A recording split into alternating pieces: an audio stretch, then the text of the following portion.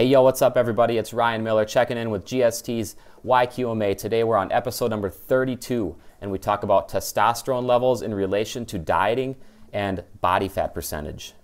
So I'd like to start off with a very interesting point, and it's that in general, men with lower body fat percentages have a higher level of testosterone than their obese or overweight, higher body fat percentage male counterparts.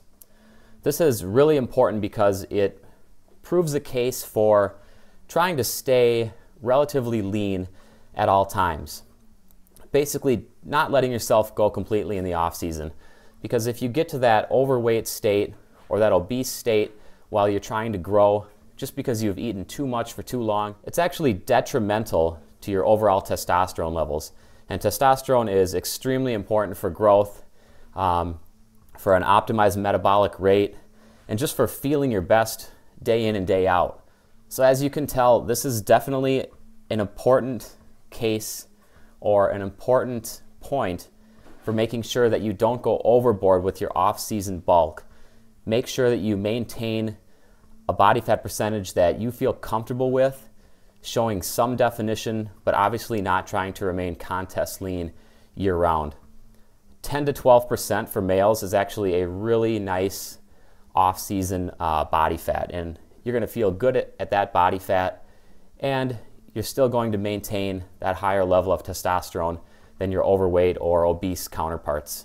This next point is actually really interesting. So I just finished talking about how a lower body fat percentage produces a higher level of testosterone than a very high body fat percentage.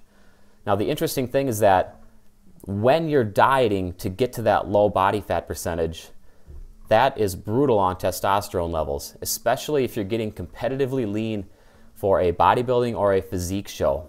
As you're doing that, as you're going through that fat loss process, it's brutal on your testosterone levels. This is when your testosterone levels drop the most. So what does that tell us? That tells me that I want to diet as minimally as possible. I don't want to be in a diet for longer than I have to be. But when I diet, I want to diet smart to reduce the amount of stress on my body and to try and keep my testosterone levels up during that period of dieting as much as possible.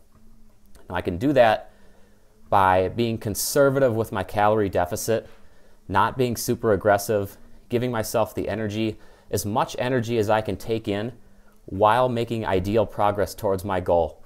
And to simplify that, it means eat as much as possible during dieting, but still be making progress towards your goal at the rate that you desire.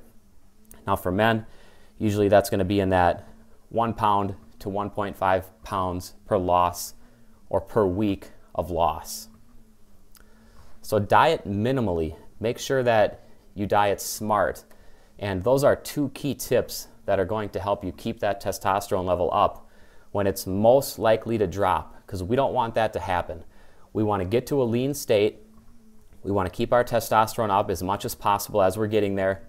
And then we want to maintain that relatively lean state throughout the off-season to optimize off-season testosterone levels.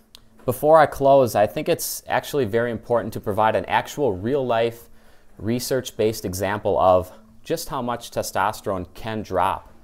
And what one study showed that actually tracked a natural bodybuilder through a 6-month contest prep and then a 6-month recovery period or off season, what that study found is that his testosterone levels dropped from around 9 nanograms per milliliter down to around 2 nanograms per milliliter.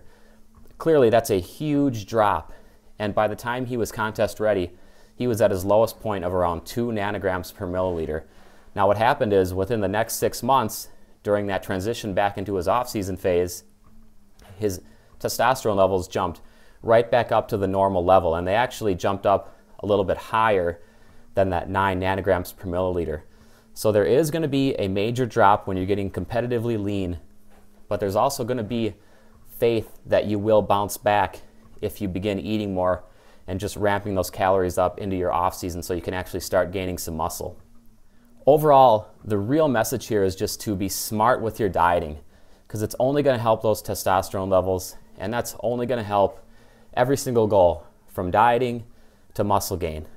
So be smart with your nutrition, guys. This has been Ryan Miller with GST's YQMA.